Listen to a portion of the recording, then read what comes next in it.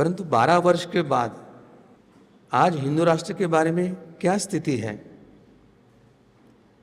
हिंदुओं के मन में, भारत के मन में हिंदू राष्ट्र बस गया है या नहीं है? क्या लगता है आपको? भारत के अंदर, भारत के बाहर सर्वत्र भारत हिंदू राष्ट्र बनेगा, यह चर्चा शुरू हुई है या नहीं हुई है? हो गई है। पुरातन कालों में राजा अपने स्व खर्चों से मंदिर बनाते थे और मंदिर के लिए भूमि दान देकर मंदिर की धन की व्यवस्था करते थे। तो सनातन परंपरा में मंदिर कभी सरकार के इनकम का स्रोत नहीं होता है।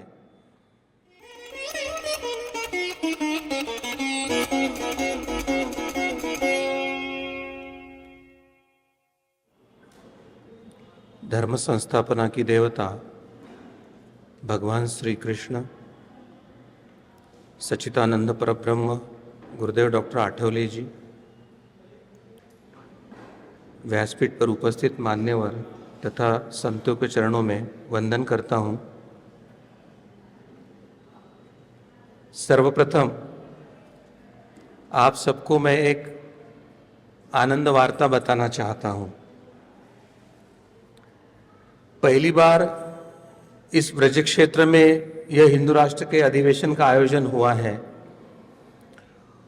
और कल हमने अनेक विषयों के साथ प्रेस वार्ता में वक्फ कोड के ये जो वक्फ एक्ट है तो निरस्त करने के लिए मांग किया था, क्योंकि वक्फ एक्ट के माध्यम से सरकारी खर्चे से भारत के इस्लामीकरण की प्रक्रिया प्रारंभ हो चुकी है। भारत इस्लामी देश बन रहा है और वो निरस्त होना चाहिए, ये मांग हमने किया था। तो इस ब्रज क्षेत्र में कृष्ण भूमि में अधिवेशन के समय एक अभी आनंद वार्ता आई है कि आंध्र प्रदेश के जो नवनिर्वाचित मुख्यमंत्री है, जो केंद्रीय सरकार के समर्थक है, तो चंद्रबाबू नायडू सरकार ने आंध्र प्रदेश में वक्फ बोर्ड को भंग करने का आदेश दिया है।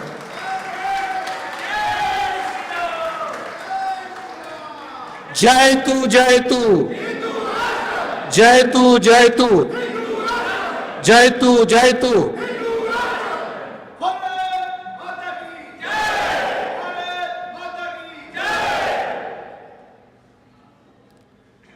भगवान कृष्ण ने अपने अवतार कार्य में अधर्म का नाश किया था। तो भारत की ये जो देवभूमि भारत है, धर्मभूमि भारत है, उसमें ये वक्फ नाम का जो आक्रमण आया था तो उसको निरस्त, उसको विनाश करने की प्रक्रिया इस अधिवेशन से प्रारंभ हुई है। इसलिए हम सर्वप्रथम भगवान श्री कृष्ण, प्रभु श्री रामचंद्र और जिस बालाजी के चरणों में यह अधिवेशन हो रहा है, जिस हनुमान जी के कार्य की अनुभूति हम ले रहे हैं, और सच्चिदानंद परब्रह्म डॉक्टर आठवले जी, इनके चरणों में हम कृतज्ञता व्यक्त करते हैं।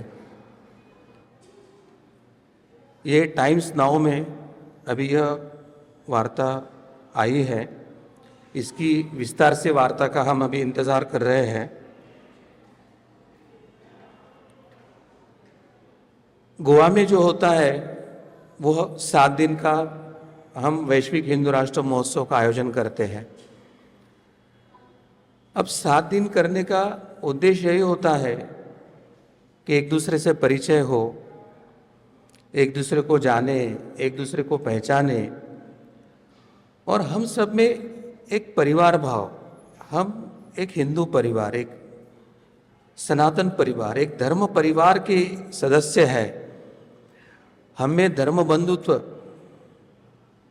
निर्माण हो और आगामी समय में हम एक दूसरे के संगठना, प्रांत, भाषा भूलकर एक दूसरे के कार्यक्रमों में सहभागी हो, एक दूसरे को अपने कार्यक्रमों में सहभागी कर ले। और ये जो भेद है भाषा का हो, संगठना का हो, प्रांत का हो, उसको मिटाकर इस देवभूमि भारत को उसकी दिव्यता तक पहुंचाने के लिए, यानी उस राम राज्य, हिंदू राष्ट्र यानी जो राम राज्य की कल्पना है, वहाँ तक पहुंचाने के लिए हमें प्रयास करना है। ये प्रांतीय अधिवेशन हमारा 2 दिन का होता है। हमने देखा कि हम अलग अलग प्रांतों से आए हैं, अलग अलग संगठना है, अलग अलग क्षेत्र में काम कर रहे हैं। तो वैसे तो ये मंच हिंदू राष्ट्र का है,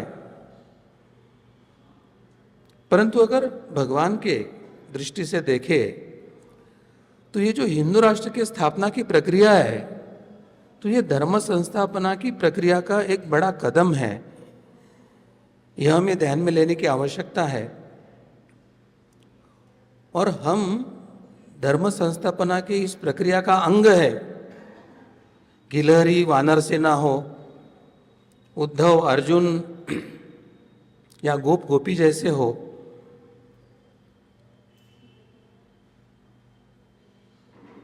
तो आज इस ब्रजभूमि में हमें कृष्ण के उस आश्वासन का हमें ध्यान रखना होगा, क्योंकि उन्होंने जो हमें जो आश्वासन दिया है, यदा यदादि धर्मस्य ग्लानिर्भवति भारता अभ्युत्थानम अधर्मस्य तदात्मानं सृजाम्यहम् परित्राणाय च साधूनां विनाशाय च दुष्कृतां धर्म संस्थापनार्थाय संभवामि युगे युगे। ये 2 श्लोक के 4 ओविया है, मतलब 4 लाइन है।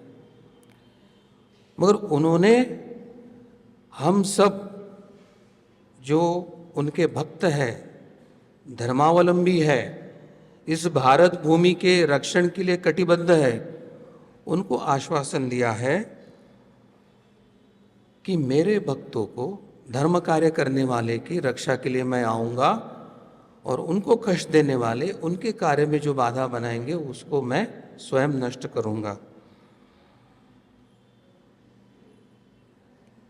तो हमें ये बात ध्यान में लेने की आवश्यकता है कि इस धर्म कार्य के लिए हम चुने गए हैं।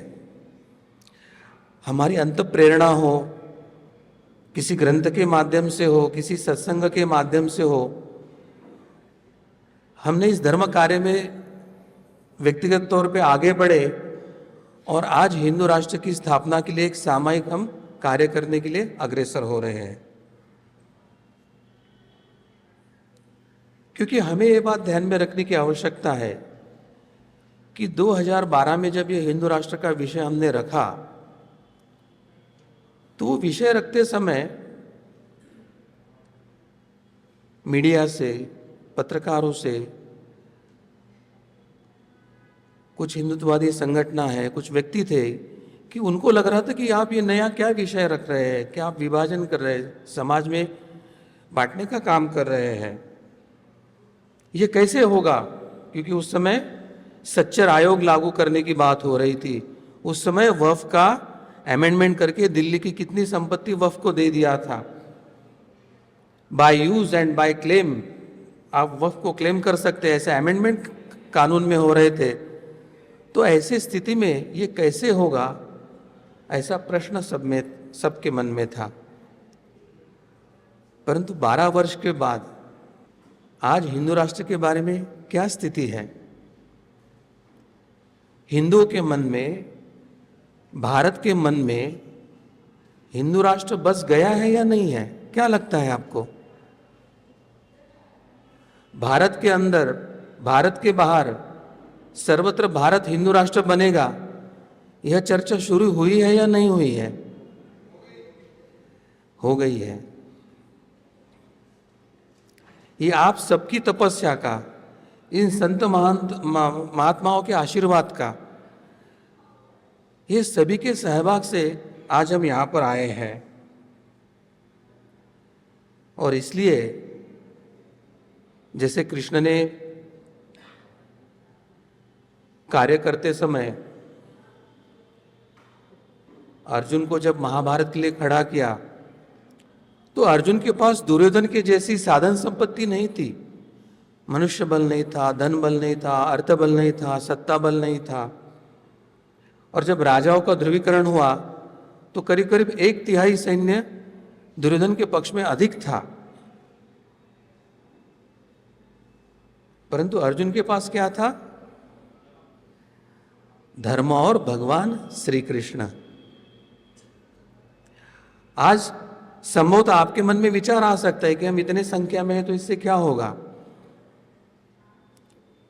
परंतु हमें धर्म तत्व को याद रखना है कि संघे शक्ति कलियुगे हम इतने संगठित हैं, हमारे मन में भगवान श्री कृष्ण प्रभु श्री रामचंद्र जी है और हम वो जो अपेक्षित है वो राम राज्य हिंदू राष्ट्र की स्थापना के लिए प्रयास कर रहे हैं, तो हमारा विजय निश्चित है। यह भाव लेकर हमें आगे के कार्य के लिए मार्गोत्क्रमण करना आवश्यक है। जैसे गोवा के अधिवेशन में कुछ सामयिक कार्यों की हम एक समान रूपरेखा बनाते हैं और उसको लेकर हम पूरे देश में कार्य करते हैं। और कल हमने देखा कि हिंदू राष्ट्र समन्वय समिति की स्थापना करना यह उसका एक बहुत महत्व का पड़ाव है और उसका उद्देश्य क्या है वह भी हमने कल देखा। और कल रात के गुटे चर्चा में हमने उसके संदर्भ में चर्चा भी किया। काफी उत्साह से अलग अलग संगठन अलग अलग क्षेत्र से सुझाव आ रहे थे। कोई कह रहा था कि ज्ञापन देने के लिए हम अनेक संगठनों को मिलकर जा सकते हैं, तो किसी के मन में सुझाव आ रहा था कि हम अनेक संगठनों की सूची बना सकते हैं और उनका संपर्क अभियान कर सकते हैं। किसी को लग रहा था कि हम मंदिर न्यासी और पुरोहितों की सूची बना सकते हैं, हम उनको जाकर मिलकर इस अभियान में जोड़ सकते हैं। काफ़ी सुझाव ऐसे आए कि हम अपने स्तर पे आंदोलन कर सकते हैं। कुछ लोगों ने सुझाव दिया कि हमें मदद दीजिए तो हम ये कर सकते हैं, तो उनको मदद देने का आश्वासन मिला। कुछ लोगों ने कहा है कि हम अपने क्षेत्र में क्यों, संपूर्ण हरियाणा के पूरे 22 जिलों में क्यों नहीं ये समिति स्थापन कर सकते, तो उसका एक पहल हुआ है। ऐसे भी सुझाव आए हैं कि यहाँ पे जैसा अभी अधिवेशन हो रहा है तो ऐसा अधिवेशन फरवरी या मार्च में हमारे क्षेत्र में छोटा छोटा हो सकता है। जैसे महाराज जी ने तो सवेरे के वक्तव्य में ही कहा था कि आप ऐसा कर रहे तो आप जयपुर में कीजिए, मैं वहाँ सब आयोजन करूँगा। तो ये जो एक मन और एक हृदय या एक आत्मभाव से ये जो हिंदू समन्वय समिति के कार्य का आरंभ का हमने संकल्प आज लिया है, तो हमने देखा है कि कल हमने एक मांग रखी तो भगवान श्री कृष्ण भूमि में और बालाजी के चरणों में आज वक्फ बोर्ड का नींव का ईंट निकाल लिया गया।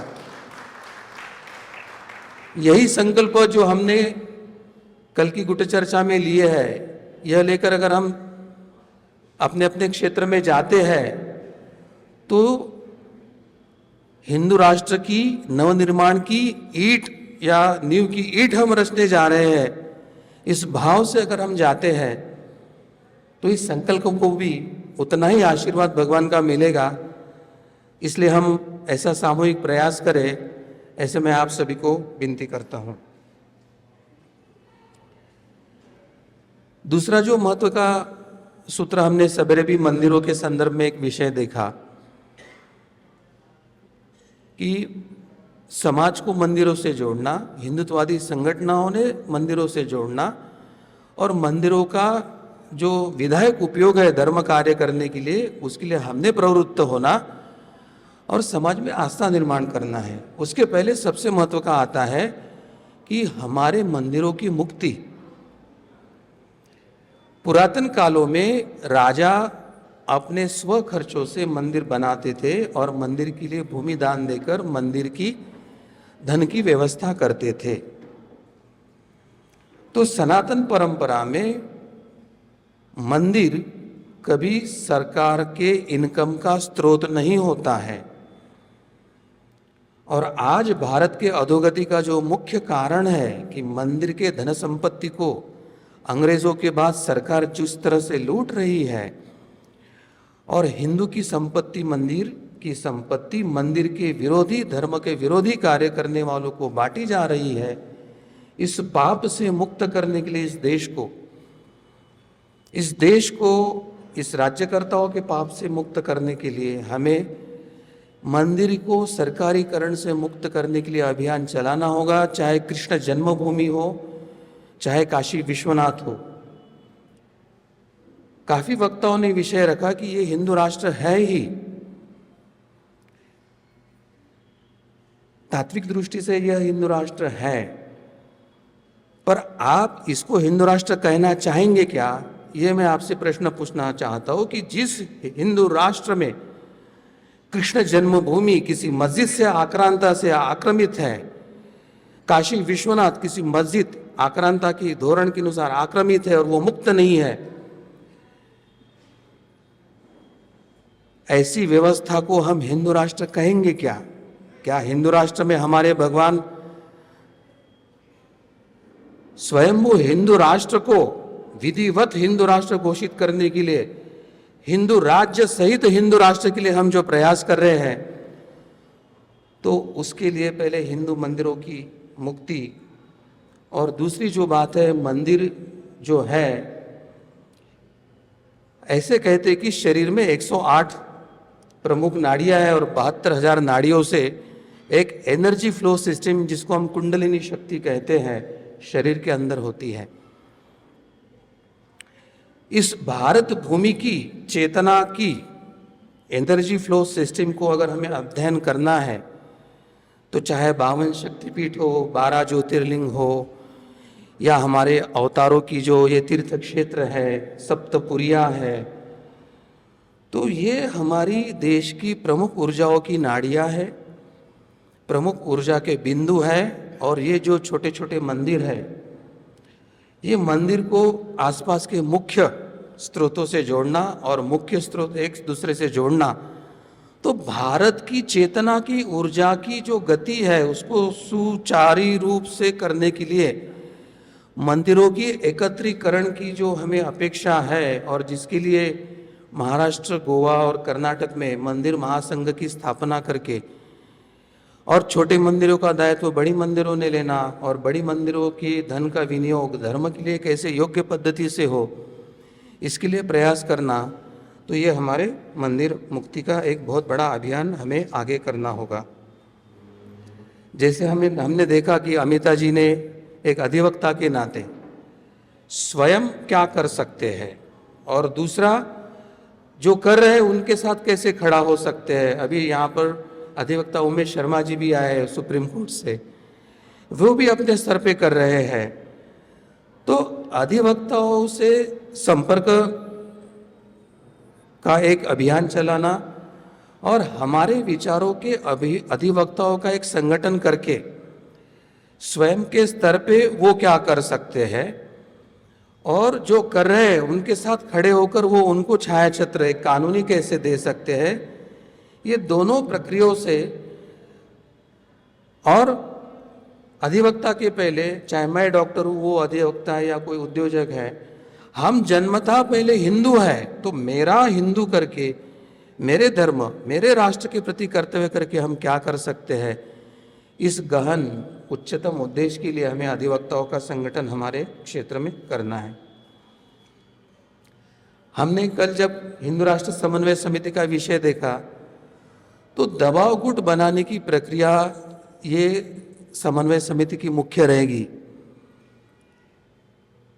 हमने देखा कि महाराष्ट्र के इलेक्शन में जब इस्लाम के मौलवी ने उनकी मांगे दिया और ये आप करोगे तो हम आपको वोट देंगे कहा था,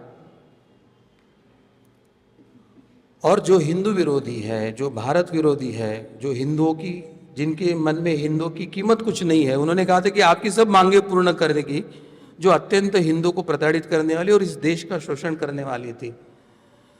तो उनकी मांगे देखकर हिंदू जागरूक होकर वहां पे तो उसने एक बड़ा एक परिवर्तन दिखाया कि हमें ये मान्य नहीं है, आप इस मांगनी को मान्य कर रहे तो हम आपको नहीं। तो जिन्होंने उस मौलवी की मांग का विरोध किया, तो उन्होंने उसके समर्थन में खड़े पॉलिटिकल पार्टी के विरोध में वोट दिया। मगर ये विरोध में वोट दिया परंतु ये जो समन्वय समिति है वो अपनी मांगे अभी तैयार करेंगी और हम अपनी मांगे रखेंगे, और जो इस मांग को पूरी करेगा तो वो पूरी करने के लिए दबाव तंत्र जो चाहिए वो हमारे इस समन्वय समिति से होना चाहिए,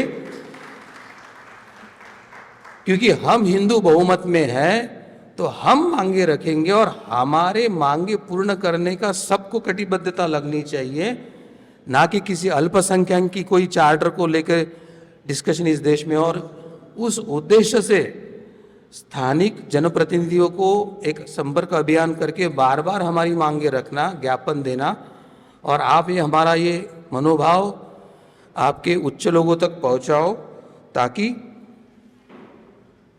आप जो चाहते हैं वो आपका विचार भी पूर्ण हो। इस दृष्टि से हमें प्रयास करने की आवश्यकता है। अब राम राज्य हम अपेक्षा कर रहे हैं, परंतु किसी भी राज्य की 3 इकाइयों से राज्य चलता है। एक होता है राजा, एक होता है प्रजा, और राजा और प्रजा को जोड़ने वाली जो एक व्यवस्था होती है वो तीसरी व्यवस्था, चाहे वो शिक्षा हो, न्याय हो, प्रशासकीय हो, राजस्व हो, जो भी महसूल है। अब केवल राजा बदल गया और व्यवस्था और प्रजा में बदलाव नहीं, तो आपको क्या लगता है कि राम राज्य आएगा? हमने केवल प्रशासकीय व्यवस्था बदली, राजा नहीं बदली, प्रजा नहीं बदली, तो आपको क्या लगता है राम राज्य आएगा? नहीं। तो जब तक ये तीनों अंगों को हम बदलते नहीं हैं तब तक राम राज्य का निर्माण नहीं होगा, और इसलिए प्रजा को राम राज्य के लिए लायक बनाना, यह प्रक्रिया प्रारंभ करना होगा। और प्रारंभ कहाँ से करनी होगी? स्वयं से। स्वयं का परिवार, स्वयं की संगठना, स्वयं की गली, स्वयं का वार्ड, स्वयं का कारपोरेटर क्षेत्र, स्वयं का एमएलए क्षेत्र, स्वयं का सांसद का क्षेत्र, हमारा जिला, हमारा प्रांत। तो व्यष्टि से समष्टि की तरफ, यानी गंगा का उगम जो है, तो गंगोत्री में तो गंगा इतनी धारा है, परंतु जो धारा बहते बहते जब समुद्र को मिलती है तो गंगा सागर बन जाती है। तो हम जो राम राज्य की प्रजा निर्माण की प्रक्रिया करना चाहते हैं वो हमें स्वयं से करने की आवश्यकता है, और इसलिए हम प्रयास करेंगे। सबसे महत्व का सूत्र है कि वर्तमान काल जो आपातकाल है, जिसके बारे में हम बार बार बता रहे हैं, हमने देखा कि नैसर्गिक आपदाएं बहुत बढ़ी हुई है। अनाकलनीय बारिश, चक्रवात मौसम को बिगाड़कर हमारे एग्रीकल्चर को भी बहुत हानि पहुंचा रहे हैं। आने वाले समय में एक आर्थिक स्लोडाउन विश्व में होगा और एग्रीकल्चर स्लोडाउन भी भारत में होने की संभावना है। हीट वेव इतनी थी कि सबको लग रहा था कि आज तक हमने कभी नहीं देखी इतनी हीट वेव इस बार थी, मगर ये अपने आप नहीं है, इसके बारे में निसर्ग कोपित हो रहा है, ये बार बार हम बता रहे हैं। क्योंकि भगवान के जो अस्त्र होते हैं निर्गुण में, ये पंचमहाभूत होते हैं, और जब अधर्म बढ़ता है तो ये पंचमहाभूत अपने रौद्र रूप लेते हैं, और उस रौद्र रूप से वो समाज को शरण आने के लिए बाध्य करते हैं, और जो शरण नहीं आते, जो धर्म मार्ग पर नहीं चलते हैं, उनको उसकी कीमत भी चुकानी पड़ती है। परंतु हम चाहते हैं कि ये विश्व सनातन धर्म परंपरा से समृद्ध हो। कृण्वन्तो विश्वम आर्यम, हमको विश्व को आर्य बनाना है। तो जो धर्म के ऊपर आस्था रखता है, जो धर्म शिक्षा सनातन परंपरा पे आस्था रखता है, ऐसे अधिक से अधिक लोग इस आपातकाल में फले फूले और वो विश्व को दिशा दे, इस दृष्टि से हमें धर्म शिक्षा और साधना के लिए निरंतर प्रयत्नरत रहना होगा। भाइयों, हिंदू राष्ट्र निर्माण ये कोई कागज पर एक सिग्नेचर करके निर्माण होने वाली प्रक्रिया नहीं है, ये शिवधनुष्य है। धर्म संस्थापना का एक विराट कार्य का एक अंग है। और जो बड़े बड़े राक्षस शिवधनुष को उठा नहीं पाया, ऐसे शिवधनुष को प्रभु श्री रामचंद्र जी ने स्पर्श करके उठाते से वो भंग हो गया था। अभी हम वर्तमान में भगवान श्री कृष्ण के क्षेत्र में हैं। राम मंदिर में राम लला के विराजमान होने से राम राज्य की जो स्पंदने हैं, स्थापना की जो लहरें हैं, वो सूक्ष्म से सर्वत्र प्रसारित हो रही है। समाज मन में एकाएक सकारात्मक भाव बढ़ के, धर्म के प्रति रुझान बढ़ के, हिंदू राष्ट्र के प्रति अनुकूलता निर्माण हो रही है। ऐसे इसमें मैं भगवान से यही प्रार्थना करूंगा कि हम सबको आपकी शक्ति प्रदान करे, आपकी भक्ति प्रदान करे, ऐसी सद्बुद्धि प्रदान करे कि हम समाज में एक धर्म चेतना को जागरूक करें, भारत को हिंदू राष्ट्र राम राज्य की निर्मिति की एक चेतना समाज में प्रसारित करे। और ये जो धर्म संस्थापना का कार्य हो रहा है, उसमें हम सबका योगदान हो के व्यक्तिगत स्तर पर हमें ईश्वर की आनंद की प्राप्ति हो और समष्टि स्तर पर भारत हिंदू राष्ट्र करके घोषित हो। इसके लिए हमसे कार्य करवा के लिए यही प्रार्थना के साथ मैं अपने वाणी को विराम देता हूँ। आप सभी को मेरा नमस्कार।